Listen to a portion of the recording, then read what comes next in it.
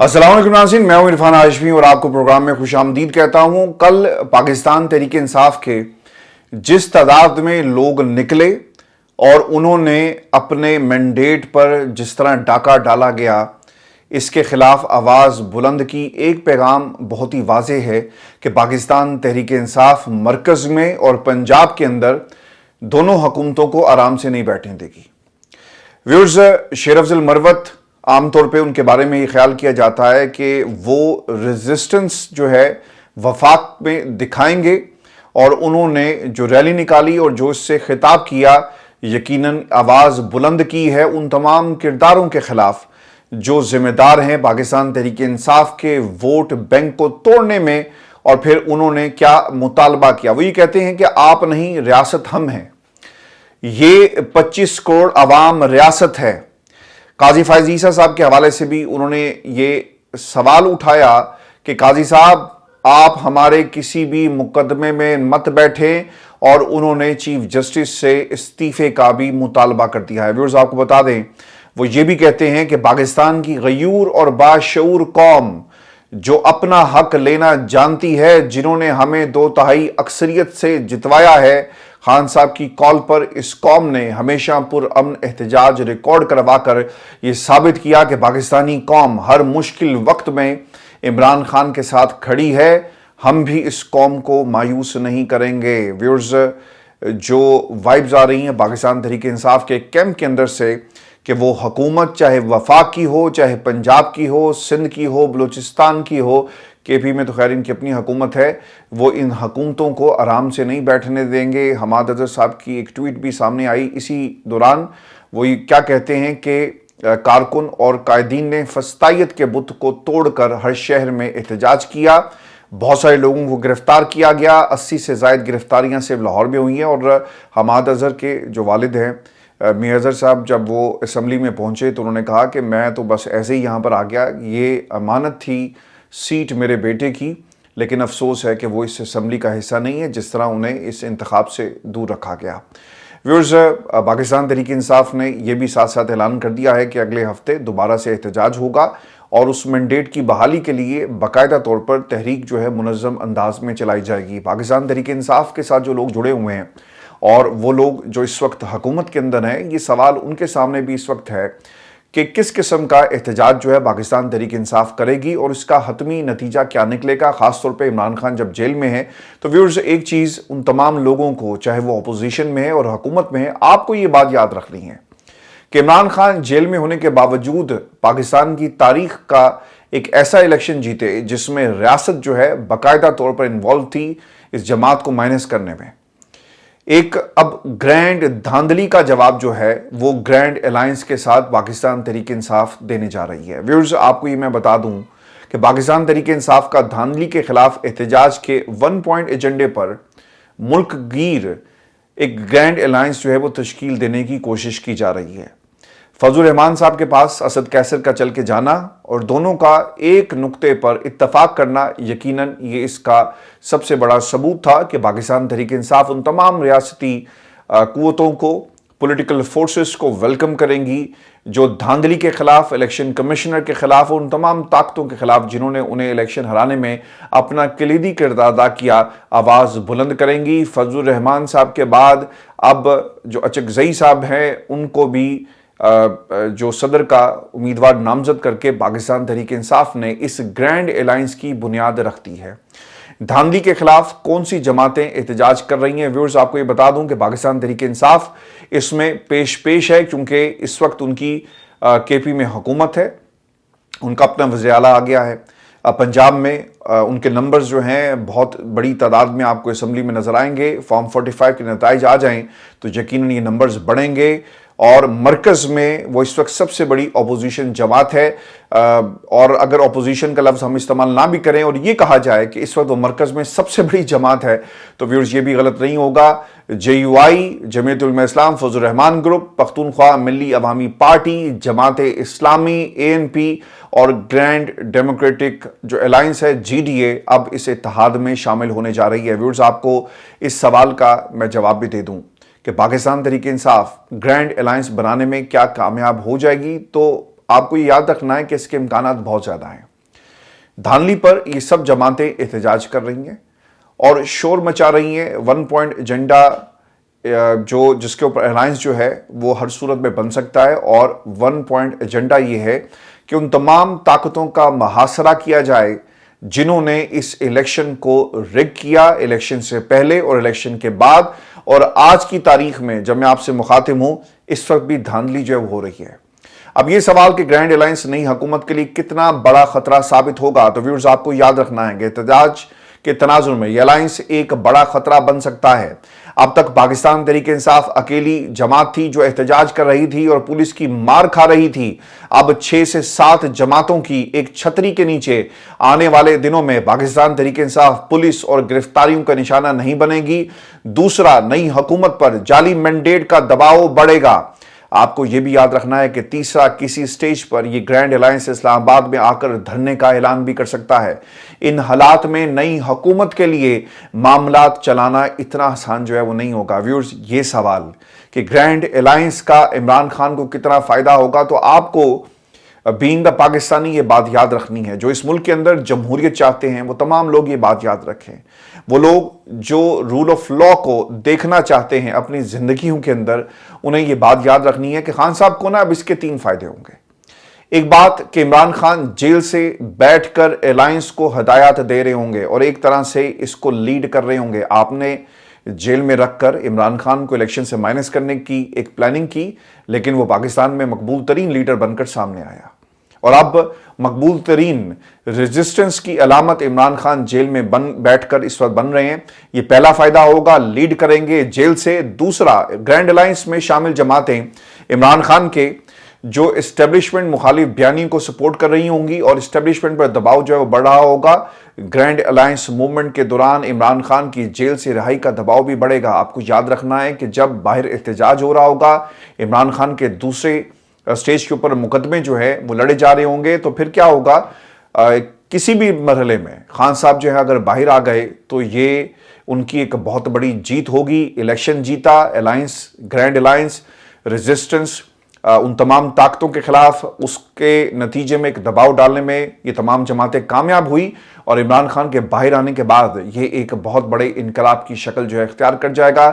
आपको ये याद रखना है कि एक साइफर है जी, दूसरा तोशाखाना, और फिर ये तमाम समातें इस्लामाबाद हाई कोर्ट में लग रही हैं। और जो इमरान खान के वकला हैं सलमान सफदर साहब बहुत ही पुर उम्मीद हैं कि और पंजोता साहब भी, कि इमरान खान ईद से पहले बाहर अवाम के दरमियान जो है मौजूद होंगे। व्यूअर्स, इस सवाल का जवाब भी मैं आपको दे दूं कि पीडीएम और ग्रैंड अलायंस में फ़र्क क्या है। किसी ने ये सवाल किया जी कि दोनों इसी किस्म के तो अलायंस बनाए गए थे। पीडीएम जो थी वो इमरान खान की हुकूमत के खिलाफ थी और अब ग्रैंड अलायंस, इन दोनों में फ़र्क क्या है? दोनों एक ही काम करें, फ़र्क है। फ़र्क ये है जी कि पीडीएम इत्तेहाद उस वक्त की बरसरे इक़्तिदार जमात पाकिस्तान तहरीक इंसाफ को हुकूमत से निकालने के लिए बना था और बाद में जनरल बाजवा ने इसी इत्तेहाद को पाकिस्तान तहरीक इंसाफ के खिलाफ तरीके अदम एतमाद के लिए भी इस्तेमाल किया। पाकिस्तान तहरीक इंसाफ की क़यादत में बनने वाला ग्रैंड अलायंस इंतखाबी धांधली के मुद्दे पर बनेगा और वो इंतखाबात के ऑडिट और चीफ इलेक्शन कमिश्नर के इस्तीफे समेत दीगर मुतालबात करेगा।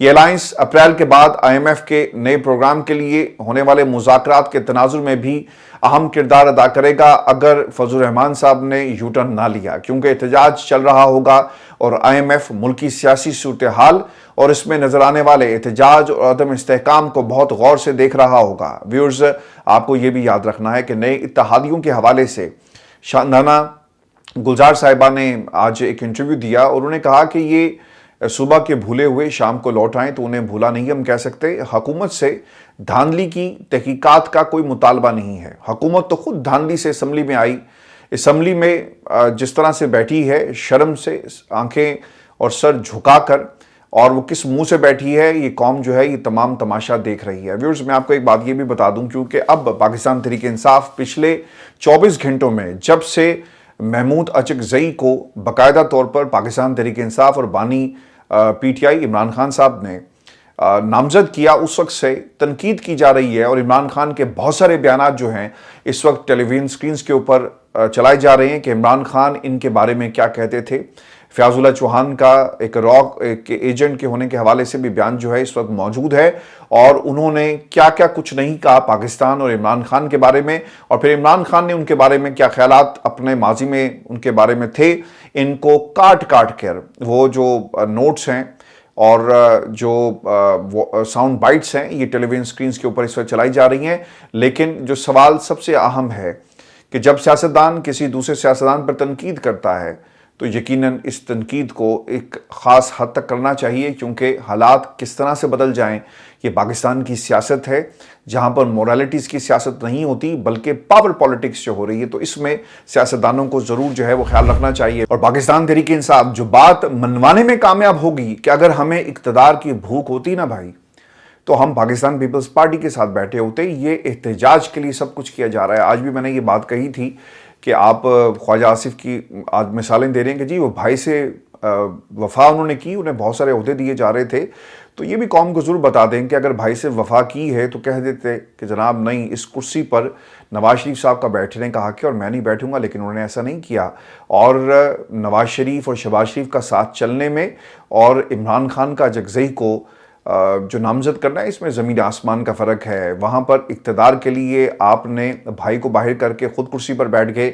यहाँ पर इक़्तिदार हासिल हो सकता था, लेकिन इक़्तिदार को आपने हाथ से खुद ही फेंक दिया और आप अपोजिशन में बैठकर उन तमाम लोगों के साथ बात करने के लिए तैयार हो गए जो ये समझते हैं कि इस मुल्क के अंदर धांधली हुई है। व्यूअर्स, पाकिस्तान तहरीक इंसाफ के सेनेटर ऑन बप्पी जो हैं वो ये कहते हैं कि महमूद अचकज़ई फजल रहमान से हमारे माजी के इख्तलाफात अपनी जगह, लेकिन उन्होंने 8 फरवरी के डाके पर हमारे मौक़िफ़ की तायद करके आवाम के हक़ की बात की है। अगर हमें इक़्तिदार की हवस होती तो पाकिस्तान पीपल्स पार्टी ने हमें जितनी ऑफ़र्स की हम उनसे मिलकर हुकूमत बना लेते, लेकिन हमने हकीकी मायनों में आवाम के मैंडेट की जंग लड़ी और हम ये जंग जो है वो लड़ते रहेंगे। और व्यूअर्स, सवाल ये है कि क्या बिलावल अब जाले नहीं रहे, क्या वो पाकिस्तान पीपल्स पार्टी के चेयरमैन नहीं रहे, क्योंकि उन्होंने महमूद खान अचकज़ई साहब के हवाले से एक बयान जारी किया। महमूद खान अचकज़ई सदारती इंतखाब के लिए अगर पाकिस्तान तहरीक इंसाफ के उम्मीदवार बनेंगे तो खुद को कौम परस्त नहीं कह सकते। ये स्टेटमेंट है बिलावल ज़रदारी का। फिर सवाल ये है कि पाकिस्तान तहरीक इंसाफ का सदारती उम्मीदवार बनने से क्या अचकज़ई की सियासी हैसियत तब्दील हो जाएगी?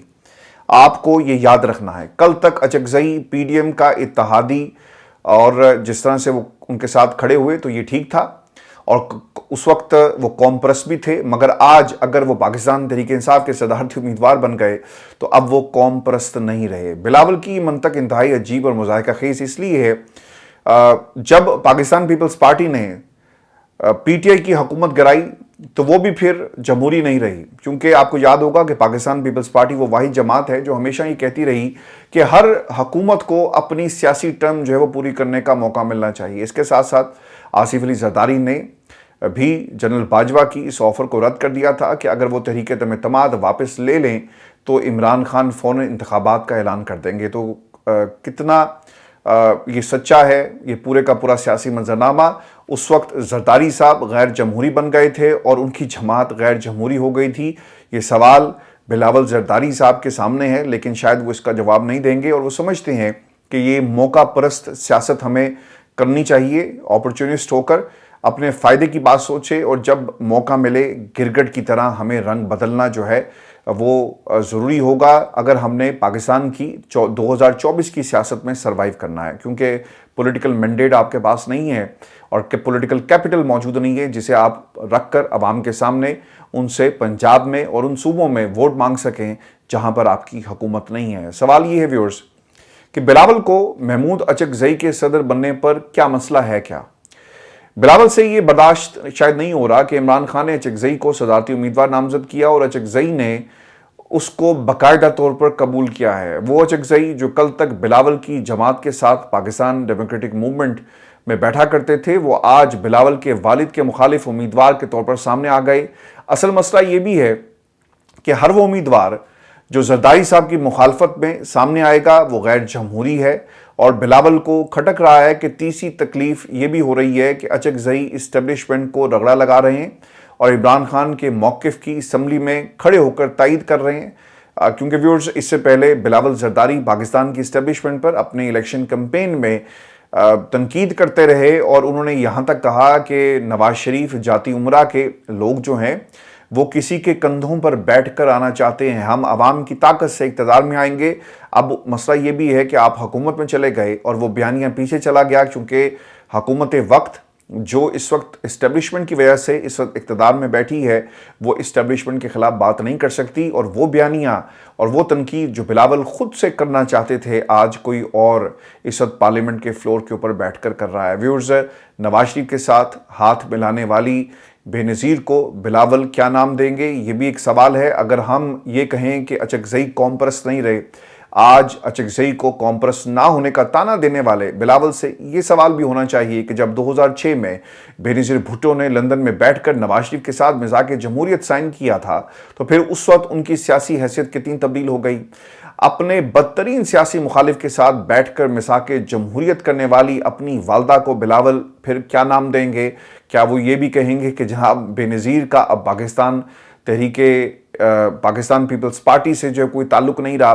بلاول نے آئی ڈونٹ نو یہ کیوں انہوں نے بات کی۔ اور پھر یہ سوال کہ اچکزئی پر تنقید سے بلاول سیاسی بونے کیا بن گئے ہیں، تو ویورز یہ بھی میں آپ کو جواب دے دوں کہ جمہوریت کا رات دن راگ الاپنے والے بلاول کو یہ بھی کہنا چاہیے تھا کہ پاکستان تحریک انصاف کا یہ حق ہے کہ وہ جس کو چاہیں صدارتی امیدوار بنائیں، اور اچکزئی کا بھی یہ حق ہے کہ وہ جس مرضی جماعت کے صدارتی امیدوار بنیں، مگر بلاول کے اچکزئی پر ذاتی اور سیاسی حملے نے یہ ثابت کر دیا کہ ان کا سیاسی قد کتنا چھوٹا ہے۔ اچکزئی کی قوم پرستی کو ان کے پاکستان تحریک انصاف کے صدارتی امیدوار بننے کی بنیاد پر نہیں پرکھنا چاہیے، اور نہ ہی بلاول کے پاس یہ لائسنس ہے کہ وہ کسی پر تنقید کر سکیں اور کسی کو قوم پرستی کا لائسنس جو ہے وہ جاری کر سکیں۔ اور پھر آپ کو یہ بھی خبر دے دیں کہ پاکستان تحریک انصاف جہاں پر اب احتجاج کی سیاست کرنے جا رہی ہے، ایک صوبے میں حکومت کرے گی اور مرکز میں زبردست قسم کی اپوزیشن ہوگی، وہیں پر کے پی میں علی امین گنڈا پور کا اب گنڈاسا چلے گا۔ آپ کو ویورز بتا دیں